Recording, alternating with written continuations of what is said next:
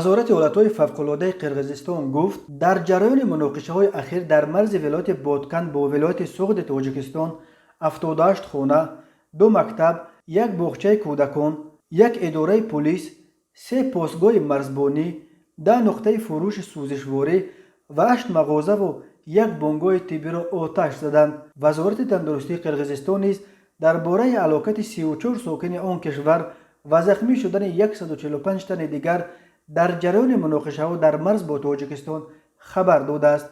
جانب تاجیکستان تاکنون آمار رسمی درباره حجم تلفات جانی و مالی این طرف نشر نکرده است، ولی از منابع گوناگون تا این ساعت هلاکت دست کم 16 نفر و جراحت برداشتن حدود 100 نفر تصدیق شده.